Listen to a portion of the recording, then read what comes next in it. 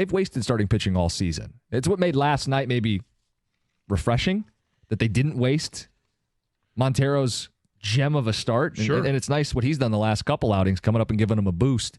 But that's been the issue all season long. I saw after the game, they won 1-0.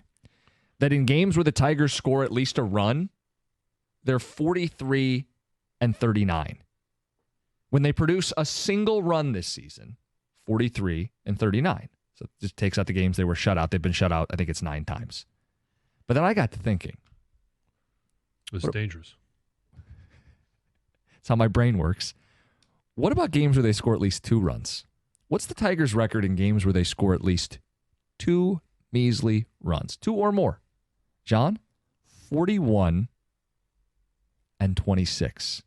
That's a 99 round up 100 win pace. If they score 2 runs or more, they win at a 99 to 100 win pace. Now, you could interpret that absurd stat any way you want. The obvious thing is they pitched really well this season. The second takeaway is Scott Harris should be in sports prison. How the hell don't they have a couple more bats to truly capitalize on the pitching that's given them a chance damn near every outing? John, how do you interpret that? 41-26 when they score 2 or more runs. Obviously, more offense is going to produce more wins. There's no question about that. But let me ask you this, and I'm just playing devil's advocate a little bit here in regards to your take on they should have added those bats. That's the stat that they have right now with the bats in hand. Did you anticipate, because I believe Scott Harris did, and I think A.J. Hinch did, I think all of Tigers Nation felt like Spencer Torkelson would be one of the productive bats. Yeah, it's incredibly fair to ask where would they be if Torkelson was close to what he did a year ago. You know, does he help them get over the 2-run threshold more often than not? And are they actually in the mix? It's a fair point. But I would point out that Scott Harris' job is to not hinge his team on one young baseball player, but rather to populate his lineup with as many quality bats as possible. The bats he added, Gio Urshela and Mark Canha, are dreadful.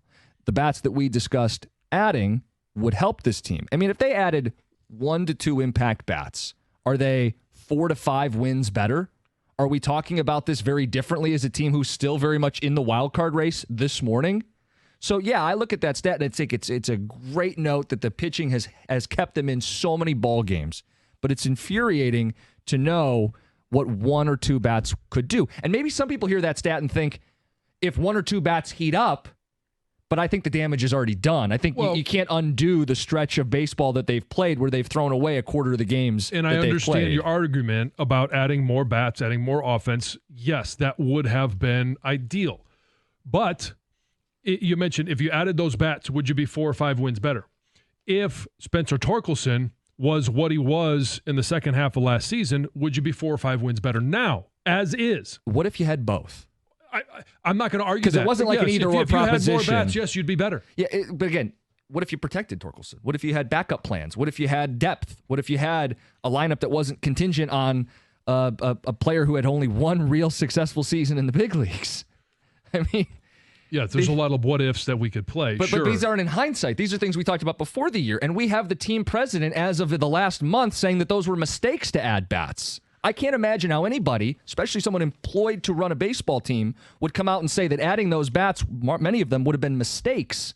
I don't understand that. And that concerns me for the future. It's one thing if you go, hey, there's some guys, contractual reasons, some things fell through, but to still feel like that was the right course of action when it's been empirically proven night in and night out, I worry about the future at that point, if that is the genuine belief that those bats would have been mistakes. Because I look at that stat and say, yeah, sure, if the bats heat up, they could have made noise and still could make noise, but the damage is already done, and they aren't going to add at the deadline. In all likelihood, John, they're going to sell at the deadline. So I have a hard time with the idea of, I mean, sure, if they could go on a run and win 10 in a row, they could really light the world on fire. I'm not there yet. I don't see that as likely. I don't think anybody is sitting here this morning after 3 wins against the Reds, who are a like team like the Tigers, and 1 off win against the Guardians, that that they're the hot team in Major League Baseball. I don't think anybody is going to sit here and tell you that. But if we're going to play the what-if game, what if Kerry Carpenter didn't get hurt? Mm-hmm. What if Spencer Torkelson was even part of what he was last year? What if Parker Meadows didn't have that slump, and now that he's back, it wasn't hurt? There's a lot of what ifs that you could play. And sure, if you had added offense, what if is always a part of the conversation. So those first two what ifs, Torkelson and Carpenter, the answer is JD Martinez. But again, sorry, Jim. If you're going down that what if, how do we even know that this is a team that JD Martinez, if they had offered him the same contract or even more, what if he didn't actually want to come to Detroit? Well, I guess we'll never know because there were no reports that they offered him a deal.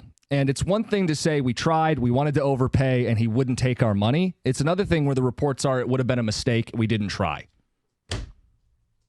So, I mean, you could shrug, you could do the whole thing, but there's just a lot of what ifs either way. They've won 4 in a row. Chance for 5 in a row today with Ken and Maeda on the bump. Enjoy the moment. Enjoy the moment, John says. Where are you guys at? 248-539-9797.